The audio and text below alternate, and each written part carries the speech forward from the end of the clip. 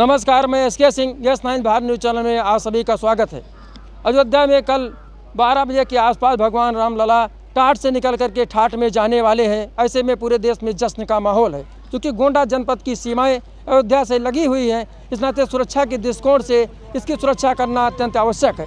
Gonda SP ने ये व्यवस्था कर रखी है, जो भी रास्ते अयोध्या की सीमा की तरफ जाते हैं उस पर पूरी तरह से चप्पे चप्पे पर पुलिस को तैनात कर दिया गया है। हमारे साथ CO तरफगंज भी मौजूद हैं।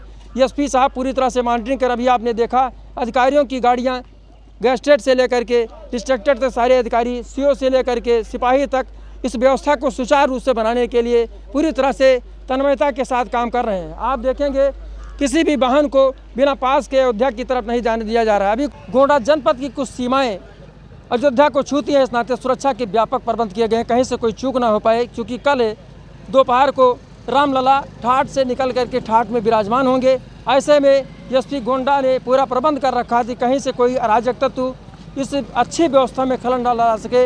हमारे साथ एक महान संत परम पूज्य संत जी मौजूद हैं, कटराकुटी धाम के महान स्वामी चिन्मयानंद जी महाराज मौजूद हैं। हम उनसे जानना चाहते हैं कि महोदय आप कहाँ जा रहे हैं। आपका स्वागत है सर।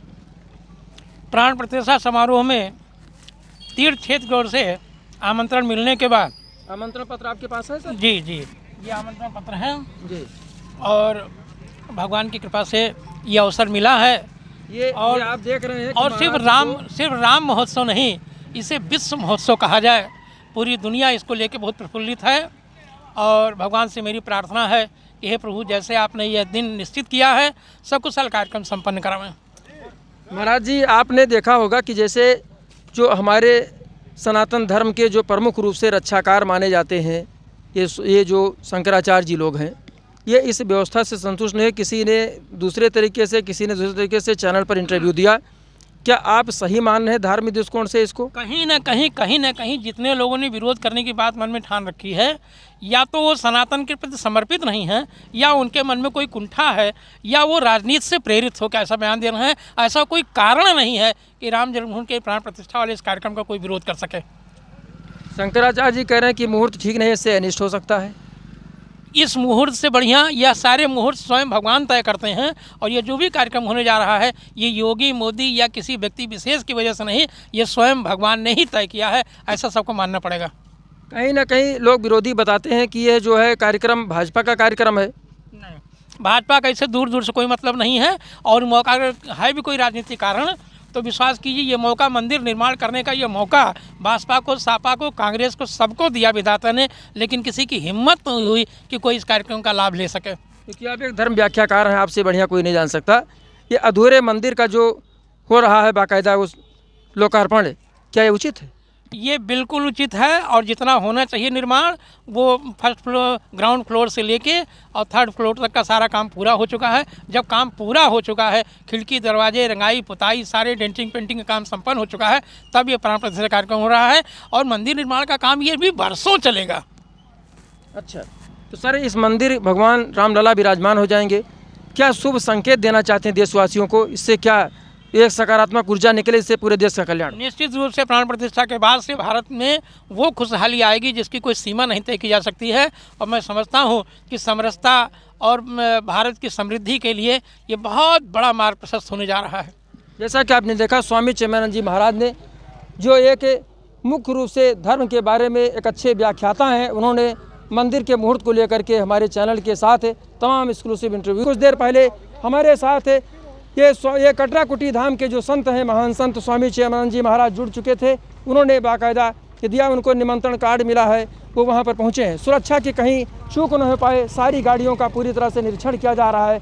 आधार कार्ड और पास वगैरह सब दे करके ही उनको अंदर जाने की अनुमति दी जा रही है। हमारे साथ तरफगंज के CO साहब भी मौजूद हैं, जो कि पूरी अपनी देखरेख में सुरक्षा की मॉनिटरिंग कर रहे हैं कि कहीं से कोई चूक ना होने पाए।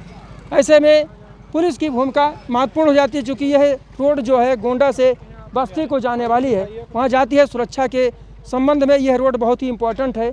इस तरह से हम देख सकते हैं कि सुरक्षा की जो भी प्रबंध किए गए हैं पूरी तरह से अच्छे हैं। कोई भी अराजक तत्व इस व्यवस्था को भेद करके रामलला के प्राण प्रतिष्ठा में खलल नहीं डाल सकता। अगर कोई भी ऐसी हिमाकत करेगा तो निश्चित उसके साथ कड़ी से कड़ी कार्रवाई की जाएगी। 500 वर्षों का लंबा इंतजार समाप्त हुआ। कर रामलला अपने मंदिर में विराजमान होंगे। लाखों लोग अयोध्या में उनके दर्शन के लिए पधार चुके हैं। देश की बड़ी बड़ी सेलिब्रिटीज, बड़ी बड़ी हस्तियां अयोध्या में आ चुकी हैं। ऐसे में सुरक्षा व्यवस्था भी एक बड़ा चैलेंज होगा। स्थानीय स्तर से लेकर के ऊपर स्तर के सारे अधिकारी सुरक्षा व्यवस्था की मॉनिटरिंग कर रहे हैं, क्योंकि यह नेपाल को जोड़ने वाली सड़क है। उतरौला बलरामपुर होते हुए सीधे बलरामपुर उतरौला होते हुए मनकापुर होकर के सीधे निकलेगी अयोध्या। ऐसे में इस सड़क की सुरक्षा व्यवस्था अत्यंत जरूरी है। सुरक्षा व्यवस्था के चाक चौबंद प्रबंध किए गए हैं।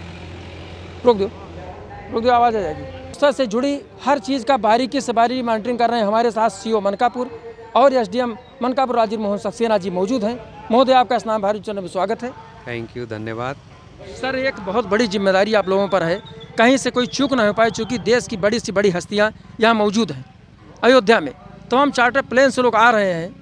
कल रामलला टाट से निकल के ठाट में विराजमान होने वाले में, ऐसे स्थिति में देश पूरे उत्साह में डूबा हुआ है। श्रद्धालुओं की जो संख्या निरंतर बढ़ रही है। सुरक्षा व्यवस्था की कैसे आप मॉनिटरिंग कर रहे हैं? किस प्रकार सुरक्षा व्यवस्था चाक चौबंद रखेंगे?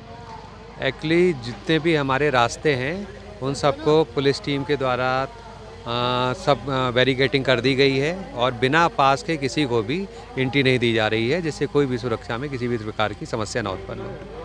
ये कहाँ सुरक्षा, क्योंकि आपका जो तहसील क्षेत्र है, कहाँ आप वो चेक पोस्ट बनाए हैं सर? एक्चुअली लगभग जहाँ भी कोई भी मोड़ है जहाँ से कोई भी एंट्री कर सकता है, वहाँ पे हर जगह चेक पॉइंट बना दिए गए हैं और किसी भी चेक पॉइंट पे विदाउट पास के किसी को छूट नहीं दी जा रही, जिससे अगर कोई मिस भी हो तो वो आगे कहीं भी से भी गलत तरीके से आगे ना बढ़ पाए। इसी कड़ी में हमारे साथ सीओ मनकापुर भी मौजूद है। चूँकि सुरक्षा व्यवस्था, कानून व्यवस्था की बड़ी जिम्मेदारी सर के जिम्मे है। सर, आपका स्वागत है। Thank you. सर, कहाँ चेक पोस्ट वगैरह बना है जिससे कोई अराजकता तो इस बड़ी व्यवस्था में खलल न डालने पाए? ये जितने भी बॉर्डर के पॉइंट हैं सभी जगह चेक पोस्ट लगे हुए हैं। सबकी चेकिंग कायदे से की जा रही है। बिना पास वालों को कोई भी निकासी नहीं दी जा रही है। जो भी जा रहे हैं सभी वाहनों की चेकिंग की जा रही है। इसमें परीक्षार्थियों को भी अलाउ किया गया कि उनका एडमिट कार्ड दे करके उनको छोड़ दिया जाए, ताकि उनको कोई दिक्कत ना हो। बाकी जगह जहाँ भी हो तो इनको रुकने की व्यवस्था हो रही है। टिकरी जंगल में भी एक जगह हम लोगों ने खुलवा करके यहाँ रजाई गद्दा पर रुकने की व्यवस्था की है। मनकापुर में भी इंटरकाज में इनको रोकने की व्यवस्था की गई है, खाने पीने की व्यवस्था की गई है, ताकि इनको किसी प्रकार की समस्या न हो। हमारी पुलिस फोर्स भी लगातार चेकिंग में है और भ्रमणशील है, ताकि कहीं कोई अपनी वारदात ना होने पाए। क्योंकि ये जंगल क्षेत्र है, जंगल में चेक पोस्ट लगाया गया है। ऐसे में सुरक्षा और ध्यान देना पड़ेगा। यहाँ पे अभी तो फिलहाल 2 आरक्षी सशस्त्र, 1 सब इंस्पेक्टर, 1 हेड कांस्टेबल लगे हुए हैं। भ्रमण के लिए 2 कर्मचारी लगातार रहेंगे। एसओ को इस संबंध में बता दिया गया, पूरा सुरक्षा व्यवस्था रखेगी उनके लिए। जैसा कि आपने देखा, अभी सीओ मनकापुर और एसडीएम मनकापुर ने हमारे साथ चैनल के साथ कानून व्यवस्था के संबंध में, सुरक्षा व्यवस्था के संबंध में वार्ता की। उसके लिए बहुत बहुत धन्यवाद। Bureau report, yes 9 Bharat.